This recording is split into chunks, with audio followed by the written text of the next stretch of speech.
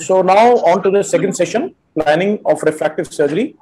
And for this, I'd like to invite the chair, Dr. J.S. Titial, Dr. J.S. Thin, Dr. Chitra Ramamurthy, Dr. T.P. Lannister, and the moderators, Dr. Ritika Sachdev, Dr. Priya Narang, and Dr. Aparna Nayak. So planning of refractive surgery, and we have a long list of great speakers, stalwarts in their fields. So welcome you on board. I'll stop share and KP, please call on the first speaker. Yeah, there was some message from, I think, Dr. Pooja that she wants to do first. Whether Pooja, you are here? Okay, before that, I just welcomed Professor T.P. Lahane. Sir already joined. Welcome, sir. Good afternoon. Good afternoon. Good afternoon. I already joined, but I am not having the scientific program with me. So someone can. I'll send you, sir. I'll send you, sir. So first speaker of this particular session is about the planning of refractive surgery and workup for a refractive patient by Dr. L.S. Jhala. Thank you very much, Dr. Kundu. So Dr. Jhala is a renowned refractive surgeon in Udaipur, and he's a great academician, and he runs a big institute. Welcome, Dr. Jhala, on board.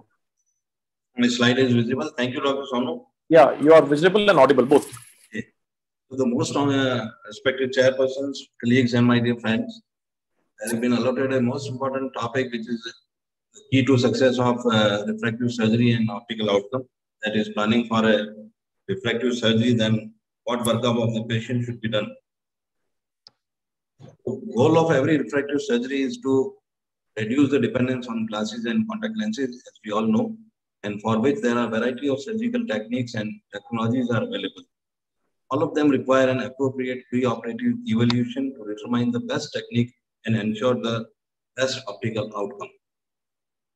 So now coming to the patient evaluation. Before touching the patient, one should know the patient, whether he is having an unreasonably high expectation, is a type A personality or not, whether he is self-motivated for refractive surgery or are you forcing upon him.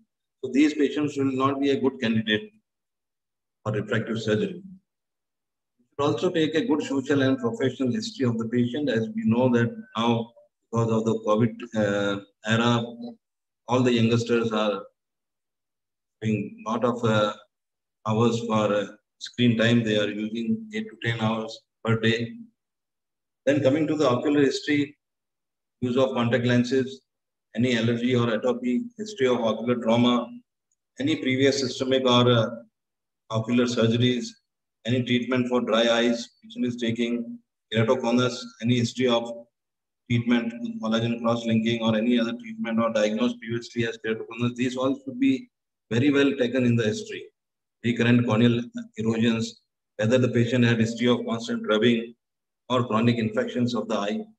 Now coming to the refractive history, which would ask about the onset of the refractive errors, is how long he is using the glasses, whether they are stable from past year or so, or is there any history of anisometropia, what is the patient age, whether he is into a presbyopic age or a young patient. Another important aspect is contact lens history, what type of contact lenses patient is using, whether he is using them how many hours a day, what cleaning solutions and practices does he do for cleaning them. So at least for soft contact lenses, they should be stopped 10 to 15 days prior to the surgery, and for rigid lenses, it should be 3 to 4 weeks, because they can, if not, they can alter the topographic features, they can change the amount, type, and excess of astigmatism. Sometimes they can also alter the corneal thickness.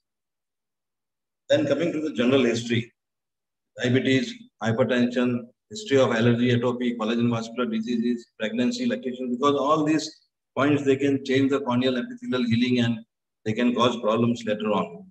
The optical outcome will not be as expected. Now coming to the actual examination, this slide shows you what array of examination you should do, like visual acuity, uncorrected and best corrected.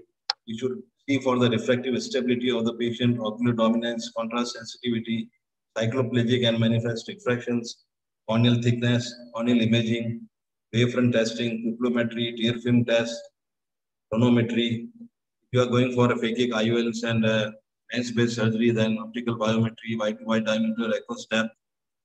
Then comes the detailed external and slit lamp examination and a very well indirect ophthalmoscopic any peripheral retinal degenerations.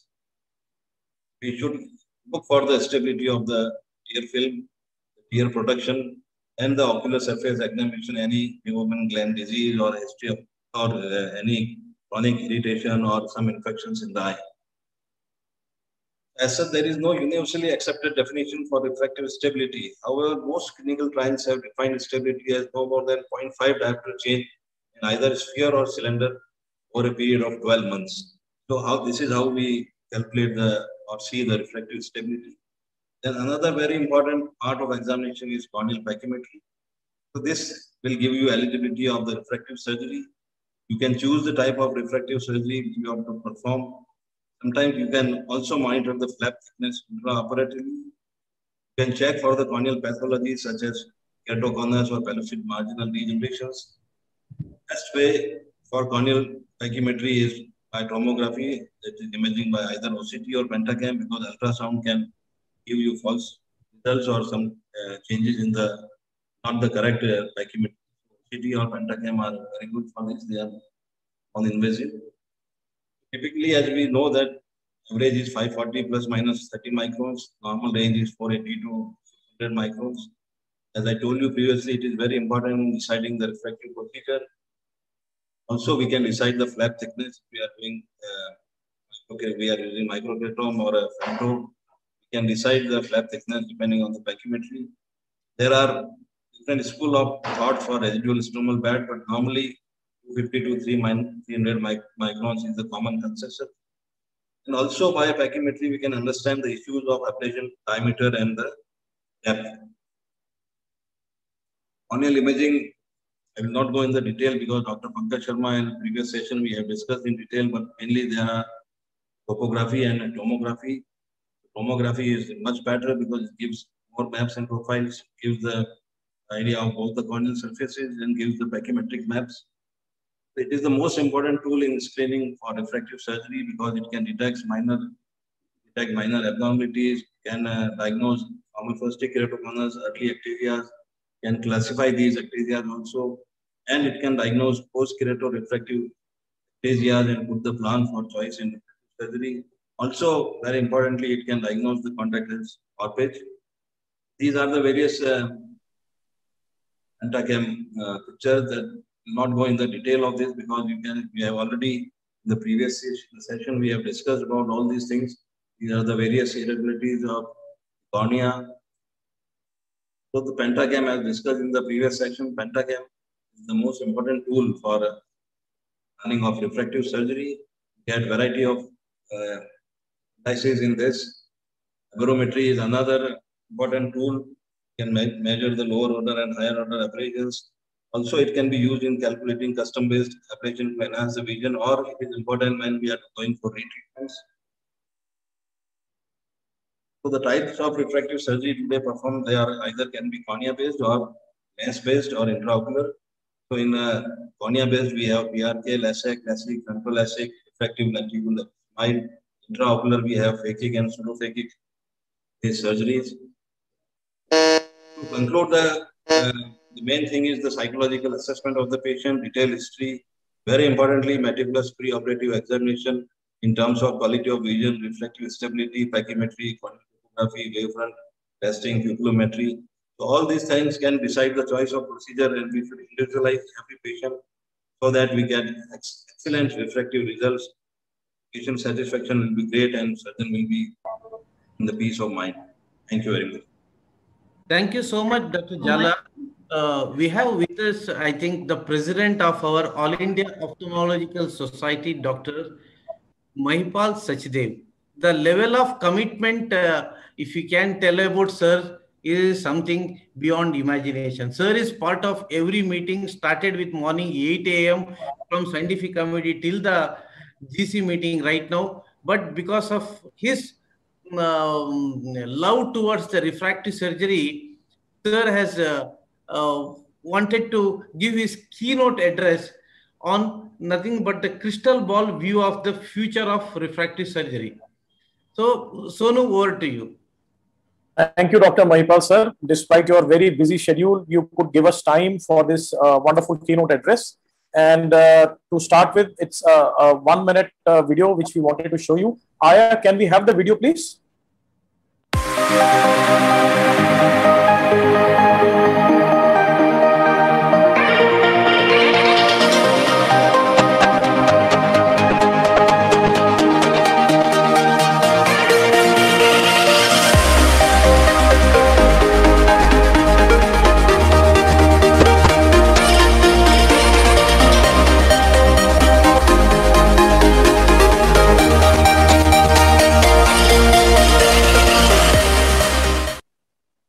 So, ladies and gentlemen, Padam Shri Dr. Mahipal Sachdev, President of the AIOS and Director of the CFS Group of Eye Hospitals. He is a top-notch refractive surgeon internationally. So, let's hear from him. Over to you, by Dr. Mahipal, sir. Thank you very much, KP and Sonu. Thank you very much for having me over here. It's really a year of nostalgia. Where AIOS passed through tough times, but I think the scientific committee under the chairmanship of Partha and the entire GC have really kept the spirits alive of all the members of AIOS and have enriched them in a very, very wonderful manner as regards the scientific content and the academic content. And I'm really proud that I was part of this entire team. And thank you very much for the kind words. I'll be talking about, and Dr. Lahane sir, good afternoon to you and all the other speakers. I'll be talking about crystal ball gazing as regards refractive surgery. And is everything all right? Yes, sir. The slides are visible and your audio is audible. Perfect, sir. Perfect, sir. So as we look at refractive surgery, if we look, I think things change so very fast. Earlier, it was just cataract surgery, and then we looked at retina, glaucoma, etc. But then came in refractive surgery with a big bang. So over the years after cataract surgery, the next commonly performed surgery is refractive. But over the last, I would say 3-4 years, now it's the intravitreal injections which are coming number one, maybe more than cataract surgery also. So things will keep on evolving. But just to say that refractive surgery will always have a space, because whenever a person has any encumbrance, at that particular time, a person wants to get rid of the encumbrance, and refractive surgery is really giving you the outcomes that a person wants to have, the freedom in life. So what is very, very important, let me just speak from the pre-operative workup. I think pre-operative workup, there are still these lacunae where we can't say as to whether a person is fit for the procedure or is unfit for the procedure. There are still lots and lots of nomograms, lots of equipment that is coming, but one unified equipment is something that I feel would be the future, where you have the biomechanics, you have the topography, you have the outcomes, you have the regression analysis, you have whatever it may take. And it should also be able to tell us that the epithelium mapping that is also coming in the OCT has to be looked up. Basically, whenever you are looking at refractive surgery, you are doing it on a normal cornea or in a normal person, except for the refractive error that the person is having. So the first principle is that there should be no harm that should come on to the patient. So that is the future, where I will say that biomechanics, tomography, epithelial mapping, post-operative outcome, etc. Which is somebody is, so all of this will come into one equipment. I think that is the future, where you can just scan and say that this person is fit for refractive surgery and what type of refractive surgery, I think. And the present thing, whether PRK preserves the biomechanical strength better, or SMILE does it, or LASIK or iLASIK, I think that is what the future is, and that is what we demand from the manufacturers, that it should be a simplified formula where we don't have people of great expertise to tell us. So it will be simplified, and that is what is going to come. Artificial intelligence is therefore going to be very, very important, where data is going to be the king, and we have to see as to how the patient has progressed, under what category the patient was, and what procedure was done, and the algorithms will need to be done. So that is the first and the foremost important thing, is that the pre-operative selection criteria for a person being fit or unfit would be there. Now, when the second thing is that when we came, there was a lot of talk about Eagle Vision, there was Wavescan, there was the Zyoptics, etc. that came, supervision. So actually, it didn't come to fruition.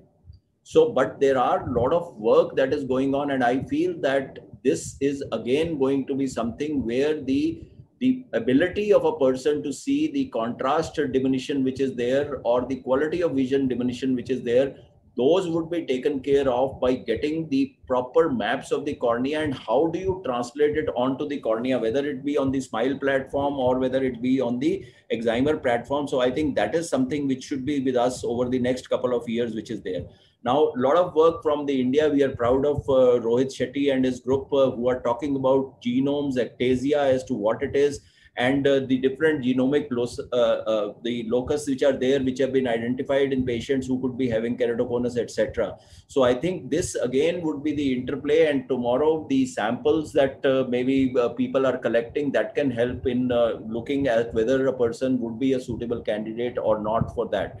Whether the requirement is in conjunction with anti-inflammatory or gene therapy or localized, that will be the thing. Now, my crystal gazing as it is, I think this has moved on, and it is moving that the flap would be lost in the past. And that is something that over the decade, there is a gradual shift from the flap-based keratorefractive. The blade procedure has in India still a position because of the economics that is there, but the femto lasers have really come in. And what is important is that the smaller the incision is something which is very good. And all the companies, I would say all the companies who are in the refractive business are going on to the flapless condition, which is there. And my personal thought is that if I do a crystal gazing, I am sure that the flaps would be dead and buried over the next 5 to 7 years. And there would be customized stromal removal of the tissue, as also for hyperopia, missed astigmatism, everything which is there. You could also look at the implants or the tissue that is being taken. So the SMILE lenticule or the lenticule that is coming from the corneal stroma, you could have the intrastromal lenticular implantation for treating hyperopia or mild keratoconus. The cross-linking technique that you can have where you can use this, or when you are looking at the adjusted fluence that could be there. These tissues could be used for patch graft. They could also be used for presbyopia correction, and would obviously research on corneal tissue which is there. So this is the pearl where a small tissue is put in the center for presbyopic. Tailored stromal expansion for ultra thin corneas is another thing which can be done. Now, the latest that has been reported is by Pavel Sodulka is that if a person is having high astigmatism, they are just doing a lenticule and they are just rotating the lenticule to change the axis and to get the astigmatism off. So that could be another thing where you could remodel the same cornea of a same individual without actually removing the lenticule, but just rotating it to a particular position, or even doing intrastromal ablation for that particular tissue which is there. Obviously, as I told you, not having ectasia is something, so there will be nomograms which will come for the extra procedure as to the combination which you have, and the cornea which is being weakened, which we all know would obviously be taken care of, whether we are doing a cross-linking or something better than that is there. The cross-linking would obviously also give you advantage as regards the reduction in the regression which can happen in hyperopia, etc. And this is just to show you that there is a demarcation line that comes after the extra procedure, whether it be in the LASIK or in the SMILE. But the SMILE procedure or the PRK extra, that gives you much better outcomes than if you do it in a LASIK. So this is a simple procedure just to show you that we are doing it pretty often. This is the SMILE procedure that has been done. Once the lenticule has been removed from the SMILE procedure, we will just go ahead, remove the lenticule, and then there will be the riboflavin that will put, which will be based. So there are different types of riboflavins which will keep on evolving, and then the adjusted fluence to get as to what is the normal and finish of the procedure. I would, if I need to do crystal ball glazing, what is very, very important in refractive surgery, whether it be a cornea-based procedure or a lens-based procedure, I think the next frontier that is going to be conquered would be the presbyopia. And my particular thought process is that it is going to be a lens-based procedure rather than a cornea-based procedure that is going to come. But more and more work will come. And once you have this, even the patients who have earlier had a cataract surgery or any other form of refractive surgery, we can go in with, say, phakic implants or with the presbyopic correction. That is going to be something which is very, very important. Now, the other important thing, which is the role of pharmacological agents, which are to reverse presbyopia, I think that may also see working on the lens, whether by putting small cuts on by the femtolaser intralenticularly or some other method. But future does the maximum promise that holds, and where you get a huge population of people who would be wanting this treatment, is to take care of the presbyopia that is there. And this is just the EVO 06, which is the lipoic acid choline, which can be working to help you. These enzymes within the lens fiber cells chemically reduce lipoic acid to active form of dihydrolipoic, and that causes a change in the lens, and that is there. And the final thing that I feel it could be, again, the cataract surgery would be equal to refractive surgery. As it is, we are looking at cataract surgery with better IOL power calculations, with better techniques, with toric lenses, with the trifocal lenses, or with the continuous range of vision lenses, and lenses which are achromatic today. I think the optics and the vision is going to improve, where we can have absolutely predictable results. And even if there is a residual refractive error that is there, that can be corrected by light ablative methods or by doing what is the refractive index shaping that can happen. And this concept of refractive index shaping, or to have the LYRIC, which is the extrapolated for keratorefractive surgery in the form of laser-induced refractive index change. So even if there is an error which is there and your person is not happy with the refractive error, there will be methodologies to fix, to freeze the change in the refractive error that is there on the cornea or on the lens which is there. And that is something that is going to help us go on to the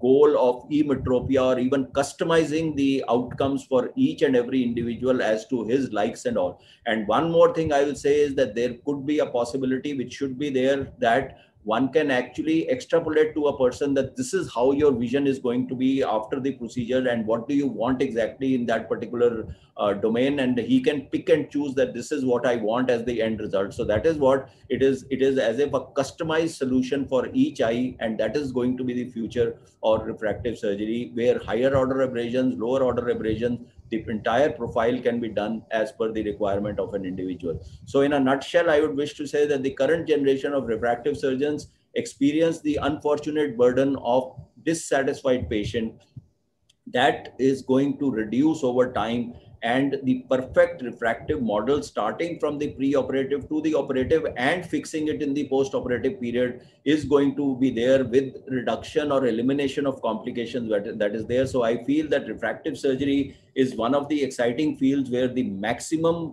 kind of revolution is going to come over the years. That is that we will see, and maybe the next 1 decade will hold great promise for newer outcomes for refractive surgery. Thank you very much for your kind attention. Thank you so much, sir. It was a delight to listen to you. Thank you, Dr. Mahipal, sir, for giving us that wonderful overview. And I think, KP, that is so amazing. The level of commitment by sir is, he was part of every meeting and immediately plugged in and gave such a wonderful talk, eye opener for everybody. Sir, I would again request you for just a 30-second message to our audience, because these are the course is basically targeted to people who are new to the refractive surgery. They want to start, or maybe they are yet to establish. As a president, as a chairman, with your vast empty years of experience, sir, just few keywords to encourage them. Yeah, so Sonu, what I have to say is that it should not be being a refractive surgeon is not a time pass thing. If you are into refractive surgery, you should have everything under the horizon that you can do. It is not that you have to fit one procedure onto every eye. What is most important is that what is the eye demanding? What would be the procedure that is going to give the best outcomes? And if there is a problem, you should be able to handle. At times, the trivialization of refractive surgery has happened, wherein people who are not adept to dealing with refractive surgery, or they do not have access to a lot of techniques and armamentarium techniques, nor can they manage the complications, take over refractive surgery, and that can cause grief. So you have to understand right from the beginning regarding the cornea, regarding the biomechanics, regarding the topography, regarding pre-operative evaluation, how the procedure is done. If something goes wrong, how to take it and what procedure has to be done, and be abreast to all the new techniques and technologies that are happening. It is not a one-time thing that I have purchased one machine and that is about it. I think there are revolutions that are happening. Take that as your passion. Don't take that as a pastime to make money. And if you are doing that, you will come to grief. You have to actually be involved and be known as a refractive surgeon. Unfortunately, refractive surgery is not available in a lot of medical colleges, and therefore people are not exposed to it. I think scientific committee is doing a great duty. You are also doing a great job where you are exposing the people as to where refractive surgery is and what is the acumen that you need to be masters in refractive surgery. Thank you so much, sir. Any comments from Lahane sir? Lahane sir. I think good afternoon everybody. What Mahipal sir was saying, I think the refractive surgery really, I think it was an eye opener, and all those who are the new refractive surgeons, I think they might go ahead as the Mahipal sir was saying that Rohit Shetty sir is doing this. So I think the Indian scientists should come forward. See what happens. We do whatever the Western people are doing, but people like Mahipal, people like Amar Agrawal, people like the Rohit, see, they are doing some indigenous research. So we want such type of thing should happen in India also, and they should follow us. So that Mahipal is one of them. The people will follow him. So I'm very happy that Mahipal sir, though he was in the very busy schedule, he joined. And thank you, Dr. Mahipal. Thank you, sir. Thank you once again, sir. Thank you once again. Second speaker. So, KP, can we have the second speaker, please? Yeah, the next speaker in this very important session is by Dr. Pooja Kamar. She'll be talking about algorithmic approach to choose the right procedure. Pooja is around? Pooja is there. Pooja. I think Pooja had requested for skipping to another hall. We can, meanwhile, have the next talk. Pooja is there. Dr. Pooja. Yes, sir. Pooja is a refractive, keratorefractive then surgeon from Narayan Nethralaya. She is doing very good thing there in Narayan Nethralaya, and also she is doing wonderful cataract surgery there, and also the refractive keratorefractive surgery. So Pooja, so your topic today, I think it is a algorithm approach to choose the right procedure in 2021. So Pooja, go ahead. Yes, sir. Thank you for giving me this opportunity. All the salvers, TP Lahane sir, Sonu Goyal sir, Kudlu sir, and AIS team. So I'm just going to show an algorithm on how you choose a refractive procedure, but I'll not go into depth of how to do it, when to do it, because I'm sure other speakers are going to cover it. I have no financial disclosures or anything interest in related to this procedure. So we have an increased, with every year there are increased numbers of refractive procedures which happen, and also along with the procedures which are increasing, even our options are also becoming broader and broader. So it becomes like, initially like 10 years, 12 years back, it was very much clear. Patient comes, you do a LASIK surgery. It was mostly an aberration-free or a wavefront optimized procedure. But now the patient expectations are increasing, the numbers are increasing, our options are also increasing. So what is the best procedure for our patients? It is our duty to customize the procedure for the patient and give the best outcomes for the patient. So preoperative evaluation, we all know it will include the manifest and cycloplegic refraction, slit lamp evaluation, your corneal topography. You will also see whether the lens is normal. There should not be any higher internal aberrations, because if there is any higher internal aberrations and you do a LASIK procedure, of course, you will land up into a post-op unhappy patient. If you're doing a presbyopic surgery, you do a tolerance test or monovision, which Kuddu sir, I'm sure, is going to explain very nicely. You do the nominant eye for our reference. A dilated fundoscopy is must. It is also must to see the pupil size, the scotopic and the mesopic pupil size, because based on that, you can decide your optical and the ablation zone for the patient. If the patient has been a chronic contact lens user, you need to discontinue it for at least a week to 2 based on the type of contact lenses they wear. Do a dry evaluation for all your patients. If you find any any issues with squint or something, do a strabismus assessment, and ability to tolerate as anisometropia should also be checked wherever necessary. So based on all this examination, the examination we all know and we all are crystal clear on it. But then which approach do we choose? Like, which type of procedure do we choose? That, like, we know there are various publications on comparison of procedures and type, but there is no straightforward algorithm on how to choose. So what do we do? This is just based on experience and literature, nothing to do personally. So a simple algorithm: if the patient has aged less than 40 years, you see the type of the cylinder. If cylinder is less than point and the corneal aberrations, all your modern day topographers gives you aberrations, so you don't need to worry about it. If the aberrations are on the lower side, your mesopic pupil size is less than 6 millimeter, the topography and pachymetry are normal. If the patient has a history of contact sport, you go ahead and do a SMILE. If the patient has no history of contact sport, if the cylinder is less than 0.75 dioptric cylinder, you can go ahead and do a wavefront optimized treatment or an aberration-free treatment. These are just the machines which give you those options. If I miss something, it is just this one, not intentional. If the patient has any higher corneal order aberrations, or if the corneal cylinder is more than if the cylinder patient acceptance cylinder is more than 0.75, you go ahead with a topo guided treatment. But if the patient acceptance cylinder is more than the corneal cylinder, then you would go ahead and do a wavefront guided treatment for these patients. The next would be if your patients are ametropic, but not suitable for excimer laser surgery. If the conditions would be if the RSB is going less than 300 microns, or any other condition, a suspicious topography or a weak biomechanics, etc.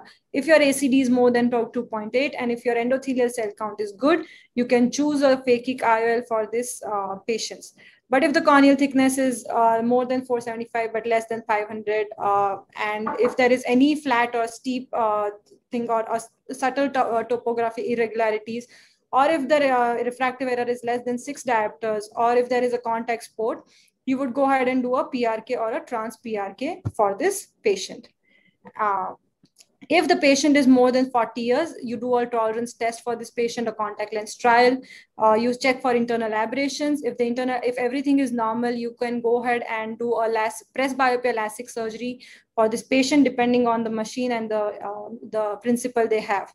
But if the internal aberrations, like your dysfunctional lens index, even if the lens is normal, but your nuclear staging is on the pentachem is higher, or the dysfunctional lens index is on the higher side, you would not do any kind of LASIK surgery or a presbyopia LASIK surgery. You would go ahead and do a refractive lens exchange for this patient. And based on their, if to choose multifocal IOL or not, you see the pupil size, you see the higher order aberrations, you see the angle alpha, and if the retinal evaluation is normal, then you go ahead with a multifocal IOL. If it is abnormal, then you would only choose a monofocal IOL for this patients. Thank you. Thank you, ma'am. That was really insightful. Thank you, Pooja, for that wonderful talk. Thank you, sir. So, Krishna, can we have the next speaker now? Yeah. Nice talk, Pooja. Thank you, sir. Yeah. So, do you have Dr. Deepti Mehta? Dr. Deepti? I think looks like Dr. Deepti is not here. Now I would like to request Dr. Thirumalesh to talk on retinal peripheral degeneration and refractive surgery. Do we have to do retinal treatment or not? Over to you, Thirumalesh. Welcome, sir. Welcome, Dr. Thirumalesh.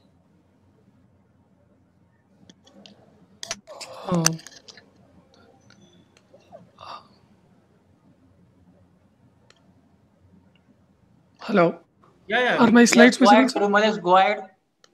Yes, I request you to unmute yourself, switch on your camera, and start sharing your screen, please. Yes. Oh, I think the power went on and came back, so my connection was a little unstable.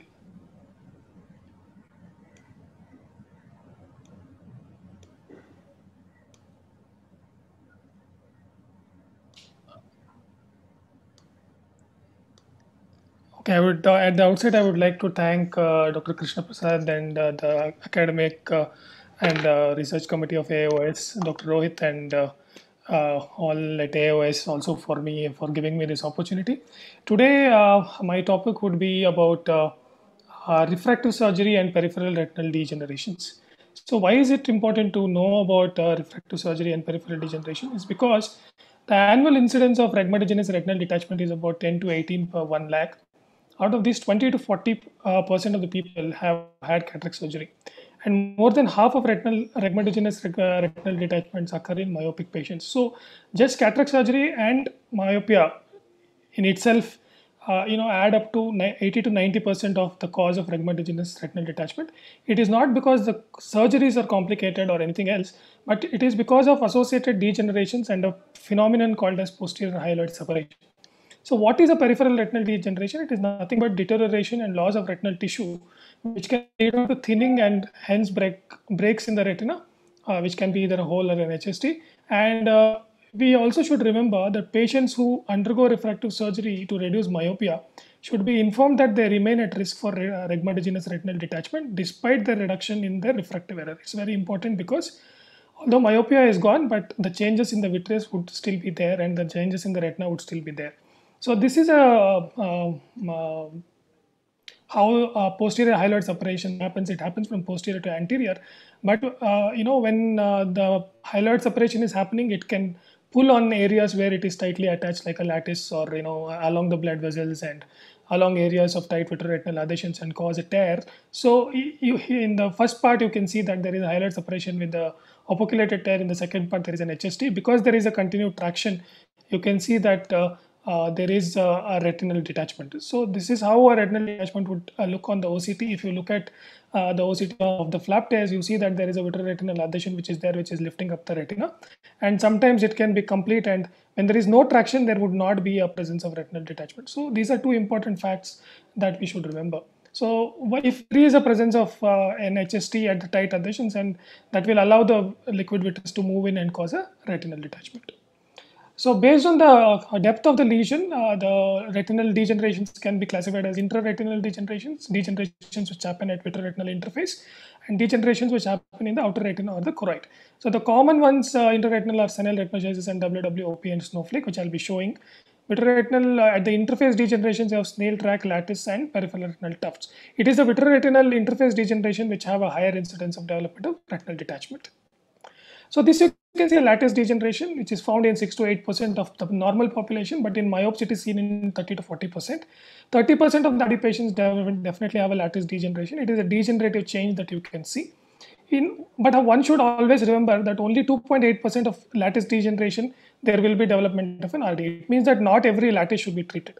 However, there can be a formation of a break at the edge. It's not exactly at the lattice that there is a problem. And there is a risk of 1% detachment at every 10 years, so long-term follow-up is needed. So this is how a lattice would look if you do an OCT in the periphery. Now peripheral OCTs are available. So there is definitive traction at the edges. So it's not at the lattice that you develop a tear, but it is at the posterior part of the, or posterior edge or edge of the lattice where you develop a tear.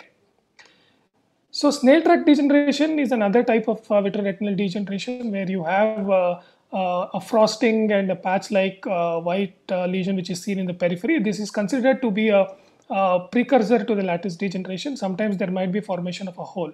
So whenever there is a formation of a hole, you should counsel the patient that they might require laser, because vitreous liquefaction can cause a localized retinal detachment which can progress in the future. So this is how a snail track would look like if you do an OCT.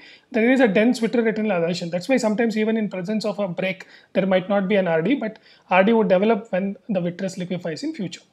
So sometimes there can be atrophic holes without any associated degeneration. This is seen in about 10% of the population. The next degeneration is a paving stone degeneration. This is a degeneration which does not require any treatment, although it looks like patchy and it can be misdiagnosed as a whole.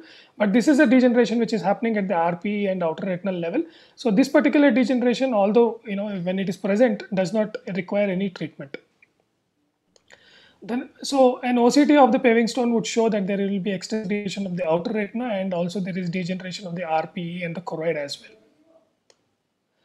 Another degeneration which we commonly encounter is a snowflake degeneration. So you can see multiple small dot-like frosting that is seen on the peripheral retina.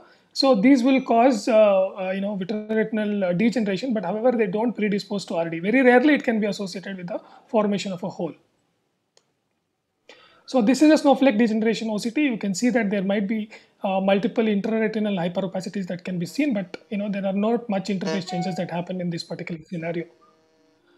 Another thing that can happen in snowflake is tractional retinoschisis.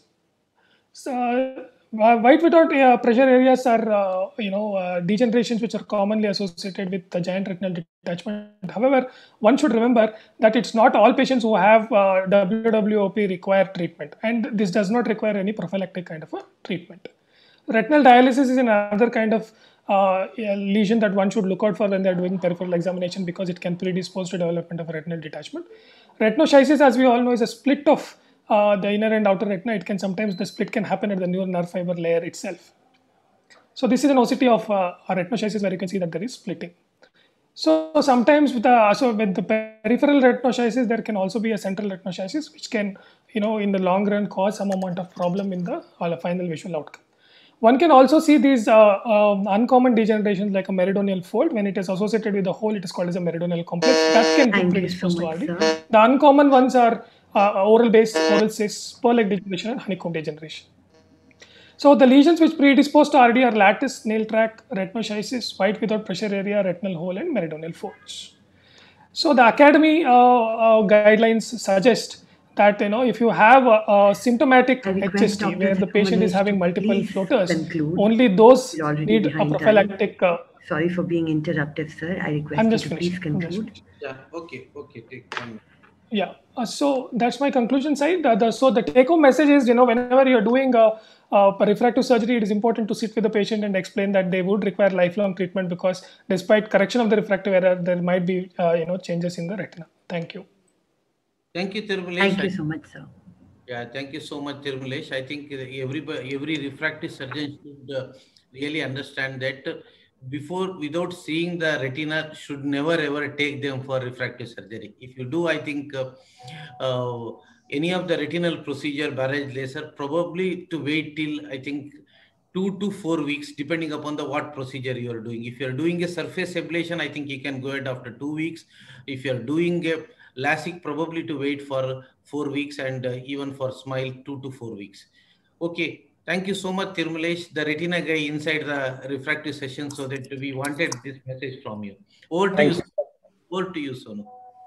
So we now have, once planning has been done for the refractive surgery, we go on to surface ablation. And to talk about surface ablation, we have none other than Dr. Praveen Krishna, who has been a pioneer in India, a great spokesguy for PRK, and my tips of perfecting PRK. So let's hear from the master batsman, Dr. Praveen. All to you.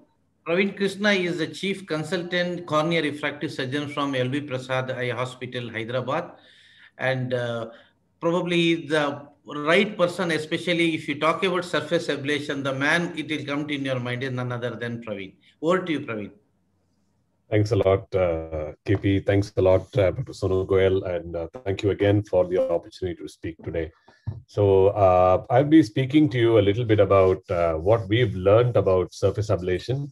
I think, and the reason why I want to speak to you about this is because I think you heard Dr. Mahipal Sachdev speak a while earlier, where he said that he promised that flaps are going to disappear in the near future. And I believe that one of the reasons flaps are going to disappear in the near future is because of PRK, of surface ablation, and not just SMILE. So surface ablation, if you remember our training about 15 years ago, was used only in some patients where they were not suitable for LASIK, either because of a poor surface, or if you had scars or professional requirements. But now it seems as if surface ablation is becoming a procedure of choice for several patients as well as surgeons. And to take you back in time, this is one of the patients that I like to show from 2002, almost 20 years ago, who underwent microkeratome LASIK for a very low refractive error, minus 3.5 and minus 0.75 cylinder, good residual stromal bed of 300 microns. This patient came 5 years later with some inferior steepening in the left eye, young doctor. And then later on in 2010, 8 years after surgery, she had definite ectasia in the lower part of the cornea. And the patient is somebody who keeps haunting me from the point of view of having ectasia that I have to deal with now 20 years after she had surgery with somebody else. Post-LASIK ectasia is mainly underreported because most of the people actually call them as keratoconus rather than ectasia. And incidence is about 1 in 2,500 cases, so relatively common. And if you look at the risk factors for ectasia, one of the risk factors for ectasia is actually doing surgery in patients who are young. And in India, you know that our patient population is relatively young. And if you're operating somebody between 18 and 21, they automatically fall into risk category 3 for post-LASIK ectasia. And there are several reports available in literature which talk about how patients who underwent LASIK in one eye developed ectasia, but the contralateral eye in which they underwent PRK for whatever reason did not develop ectasia, which actually also shows that even in the same patient, it looks like LASIK obviously has a higher risk of resulting in ectasia than PRK. I briefly went through the literature available on ectasia. And if you look at the reports of ectasia post-LASIK, all these red bars, there are more than 200 publications about post-LASIK ectasia. There only are about 4 after PRK. And you see the green bars after SMILE, they actually are increasing since 2016. So it seems that PRK potentially has the least risk of causing post-LASIK ectasia or post-refractive surgery ectasia, if I might say that. We really do not know what is the cause for ectasia. Could be biomechanics, could be eye rubbing, genetics, could be pregnancy related. Nobody really knows. But what is universal is the fact that it seems that surface ablation has a lesser risk of causing ectasia. And this is the reason why at LVP, over the last about 10 years or so, we've shifted from doing 30% of PRK to currently, if you look at the green bar in 2019, close to 70% of PRK or surface ablation for our patients. LASIK is about 25%, SMILE is about 4%. And when we looked at our data from the last 6 years, 10,000 eyes, we saw that the majority of patients actually were in between the refractive group of -3 to -6. This is only myopes. About 25% were between 6 and 9 diopters. And about 5% were actually more than 9 diopters. Average age was about 25 years. And we found that we had 4 distinct groups of distribution for PRK in myopia. And when we looked at the results, we found that the results in all 3 categories, either 0 to 3, 3 to 6, or 6 to 9, were comparable with not much difference between them. Accuracy was comparable as well, with 95 to 99% of patients being within plus minus 0.5 at the end of 1 year. And stability was comparable between the 3 groups as well. So we also started looking at doing PRK in very high myopia. And this is an example of a patient with -1175 and -2 who underwent PRK. And she actually is 20/20 plano over time. And we have close to 300 eyes where we've done the same kind of PRK in high myopes.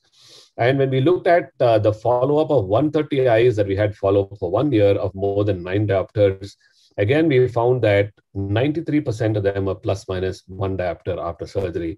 And this is exactly what you would expect after any other refractive correction. Probably not as accurate as those between 1 and 3, but I think within the acceptable range when you do PRK for high myopia as well. We found that haze was really not a concern, only about less than 1% who had severe haze, and only 1 patient in all these groups who really required intervention for haze after a long time. So to summarize, in the last 5 years, we did close to 14,000 PRKs in eyes. And of these, only about 0.15% of patients required resurgery. That is 21 repeat PRKs. And when we looked at the reasons for repeat PRK, 24% undercorrection, 24 overcorrection, 24 residual. So about 75% of them were because of refractive errors, and only about 28%, that is 6 eyes out of close to 14,000 eyes, needed surgery for haze after PRK, which dispels the myth that PRK actually causes significant haze. And we also found that the time to recovery of visual acuity after PRK in almost all subsets was about the same, and they stayed quite stable after the recovered vision at 1 month. So to conclude, surface ablation, we believe, is important now because ectasia will happen after LASIK as well as SMILE. It seems, and I don't think we still understand why it happens. I believe it's like endophthalmitis. All of us are going to get ectasia at some point of time. After PRK, you have no striae, no folds, no ingrowth, nothing to worry about from the point of view of complications that occur in LASIK. From the data that you saw, it's very predictable and very stable. And at the end of maybe a week or so, it seems much more comfortable for both the patient and the doctor because you don't have to worry about long-term complications anymore. Thank you very much. I'd like to end there. Thank you, Praveen, for that wonderful awakening talk. Few questions from the speakers. I'll just take here. What is the concentration of mitomycin that you're using? You're talking about stretching your limits beyond -9 diopters. So people are apprehensive of, the haze concern, which you have rightly addressed. Only one patient out of your whole series. So can you just, what is your protocol nomogram for the mitomycin C concentration? So we use about 0.02%. I mean, that's what we've been using right from day one. And the duration of exposure, I think, is what we vary. So for every diopter of correction, we use 10 seconds of mitomycin. This is easier to remember. We also thought about using 10 microns of ablation and 1 second of mitomycin. But then again, it's more difficult to calculate. You have to wait to be intraoperative, so we don't use that. Now we only use 1 diopter is 10 seconds of mitomycin C. So 10 diopters will mean 100 seconds, and that's been working really well. The other important intervention is a longer term use of steroids. We use steroids for up to 6 months after surgery, usually loteprednol, and that also seems to have a role in preventing haze. So I was coming to exactly to the same next question. What is the post-op medication that you use? So 6 months loteprednol. Correct. And So the third was... Yeah, please go ahead. I just want about 4 times. Post-op treatment, do you have to start with prednisolone for 10 days, then taper with the loteprednol, or you start with the loteprednol only? We start with loteprednol. So earlier, we used to start with NSAIDs, Nepafenac. We used to use at one point of time diclofenac as well for pain, but didn't seem to work. And then we started to see more sterile infiltrates with NSAIDs. So we stopped using them completely. And now we use only topical loteprednol 4 times a day to start with for the first week, then 3 times a day, and then twice a day for about 3 months or so. And then once a day for the last 3 months. So this is very standard across all our patients. A quick last question. How much has been the incidence of regression in these high myopes, maybe more than -7 or -8? So I would say about the number of patients requiring surgery from our data was 5 patients who required surgery for regression after surgery. Okay. 5 patients out in the last 5 years. I see Dr. Tetial has logged in, sir. Any your quick comment, Dr. Tetial, sir? Yeah, thank you. I've gone through now, almost listened all lectures, and I know Praveen has been pioneer in the field of surface ablations, and his results, really it's, I think encouraging to people who are believer that surface ablation is going to be the future. It's been a past, it's going to be future also. I agree to that point also. But as far as I'm concerned, as our center, we are not doing many surface ablations, but for last few years, we are looking for surface ablation also. The results seems to be quite good. We have not ventured into high myopes, but low to moderate myopes, especially with the cornea towards the thinner side, surface ablation gives another good alternative for us. Apart from percentage-wise, I think they have the highest percentage of cases going to surface ablation. Or should be a reverse, what he talked about, 4% will be, his SMILE is going to be ours surface ablation. And LASIK is around 30%, and the SMILE is now almost 60% plus. So getting 2 major institutes in India, what is the message that we can pass on to the people who want to start refractive surgery? So a balance of the 2 world, or they should, initially start with PRK for those mild and moderates and then shift to flap-based surgeries? No, I think, whoever is starting refractive surgery, I know that there will be people who would have access to, at least, some of the procedural things, that is basic pentacam, who understand the, entire cornea first, because without cornea understanding, you should not be jumping into refractive procedures. The cornea assessment is a key factor for successful refractive surgery. If you have those equipment, instrumentation, and inclination, then you can start with PRK, you can start with any procedure, would work out. PRK, people do PRK, but they would need to have other devices also. It's not 100% procedure. Any refractive procedure is not 100% today. You have to have an alternative with you. Thank you, Praveen, for that wonderful talk. Thank you, sir, for your words of wisdom. KP, can we have the next speaker? Yeah, very interesting. I think once again, good afternoon, TTL sir. Also, I just stream. So we just continuing with the PRK. I think already Praveen talked about his tips for perfecting PRK. What about how to manage the PRK pain? I think we are with us our friend Dr. Arun Kshetrapal, who can give you the more tips. Arun, are you there? Arun was there with lockdown. So I don't see him there. Meanwhile, we can have the next talk. Sharon. And we have Sharon. So Dr. Sharon D'Souza, and she'll be talking on normal and abnormal wound healing in PRK and its impact on haze management. Good afternoon, everyone. It's really a pleasure and an honor to be here in this session speaking among such stalwarts.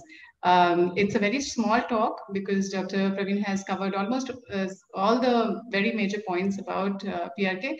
And I do agree that, earlier we used to be very worried that PRK, especially when we go to the higher powers, would cause a lot of haze. But as Dr. Praveen so beautifully elucidated in his cohort, it's not the reason. So there must be something else there which is causing more haze or causing problems in wound healing, and it's not just the higher powers that we are looking at. So when we are looking at PRK, we have a great outcome. Patient is seeing, we get do the refractive correction, but they can have early or late onset haze. And haze is one of those fears that is there in hearts of all refractive surgeons when we talk about PRK, in addition to the pain. So it's been a puzzle for a long time. A lot of theories on why people would get haze.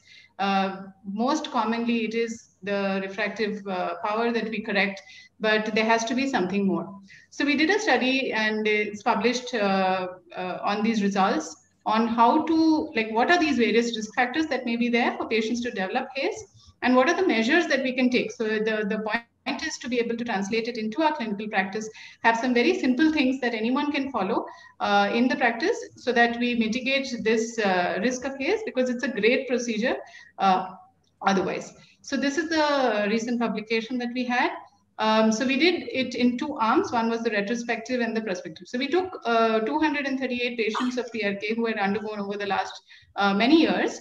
And there are few patients who did develop a haze. We looked into see what would be the common factors between them. And then we took these factors and looked into a prospective arm. So the clinical assessment remains the same. And we also looked at other things like nutritional effects, whether they had dry eye, whether they were contact lens users. So there has been a lot of work on haze, and there have been different inflammatory markers that have been found to be altered in these patients. And definitely inflammation is known across various conditions to have an altered wound healing. So in the initial part, in a normal cornea, how does the cornea heal is basically immediately after any injury or any surgery, there is a pro-inflammatory upsurge that we have, and there is a change of our normal keratocytes into myofibroblasts or fibroblasts. But over time, it will remodel and come back to a normal stage after the apoptosis. But when there is a scarring or excessive scarring that is there, this normal pattern gets deranged. And because of this abnormal excessive myofibroblasts or fibroblasts, you have an aberrant collagen which is laid down, and that is our scar formation. So we looked into this prospective arm once we looked at the various risk factors and applied it to see how it would help. So these are the various things that we found that could be, very easily checked in our clinical practice. So whether this patient is a contact lens user, they have history of contact lens intolerance, which would suggest that they have some inflammation on the eye, whether they have dry eye of any form, whether it's evaporative or aqueous, and what is their kind of working environment, because we know UV exposure or excessive sunlight exposure could have preponderance to develop haze, and if they are already symptomatic for whatever reasons. And we then divided them into low risk, moderate risk, or high risk.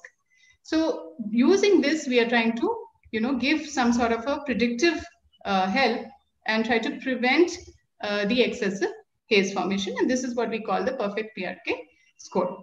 So when we're looking at these different scoring, this scoring system, if we have any of these risk factors pre-operatively, it would be, we have been trying to treat them before the surgery itself.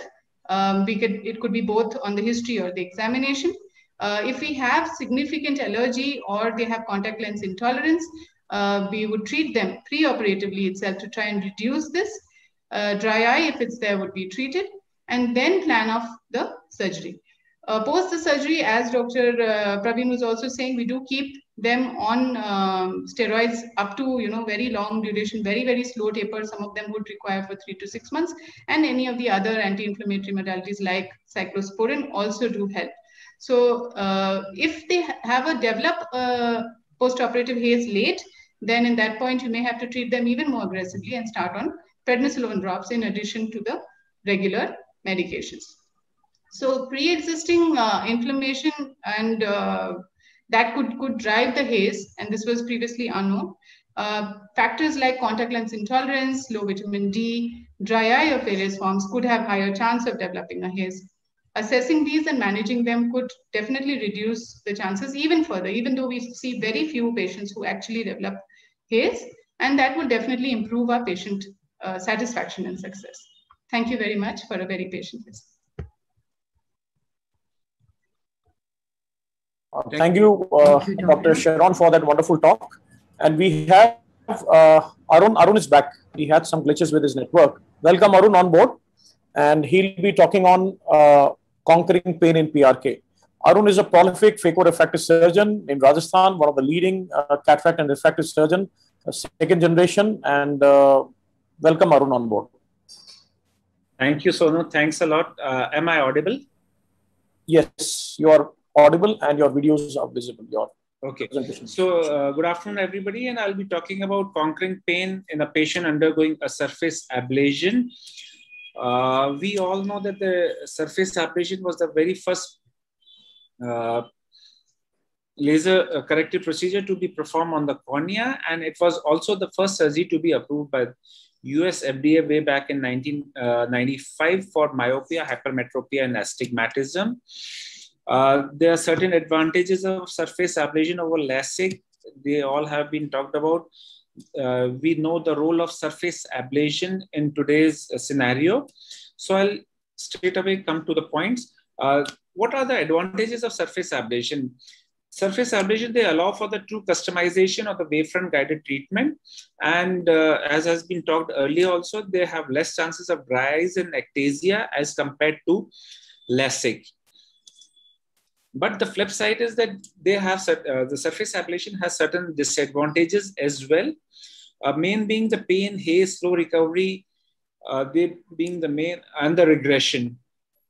So pain has been a deterrent for many surgeons to offer this surface ablation or the PRK as a first surgery to the patient. Let's talk about how we can reduce the post-operative pain and discomfort in the patient.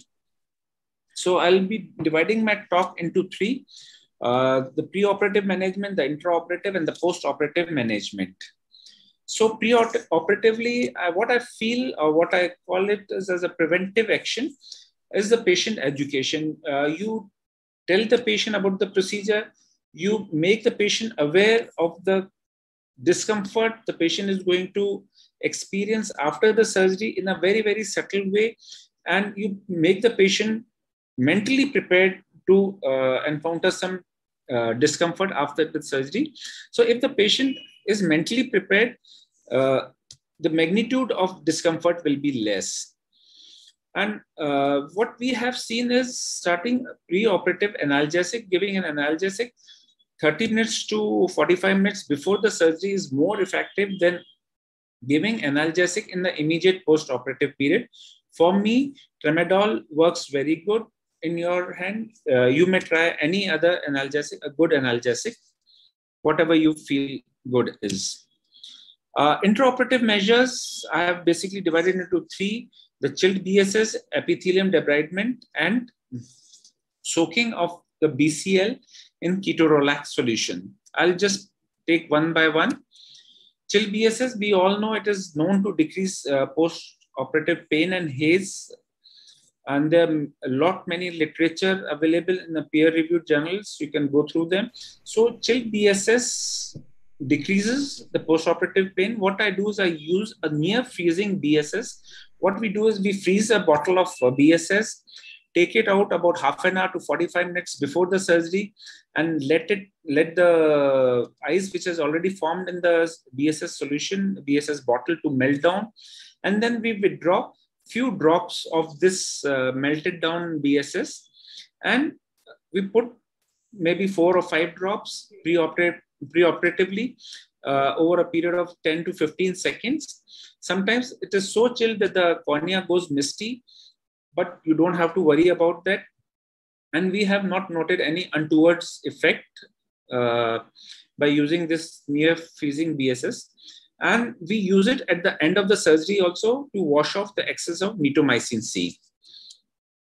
Epithelial debridement, we all know that the area of debridement matters a lot. The larger the area of debridement, more will be the shedding of the nerve fiber endings. There will be more inflammation and hence more pain. So the area of debridement should be limited as is required. And for this, I prefer PTK. And I work on a Schwinn platform. So it has a PRK profile followed by PTK profile without any interruption in between, which we call transepithelial PRK. That causes the least inflammation in such cases. And of course, ketorolac soaked BSL, soaking BCL in preservative-free ketorolac over 20 minutes. Earlier, we were using AccuVale, but now AccuVale is not available. So AccuSaid is being used. It works equally well. It works equally good. I have no financial interest in either of them. You can use either of them. What we do is we take out the contact lens, keep it in a small petri dish sort of a thing, and submerge them into AccuSaid solution. Dr. D'Souza is here, Dr. Pooja is here. They, along with Dr. Rohit Shetty, were the first one to use this to introduce us to this form of soaking bandage contact lens for pain.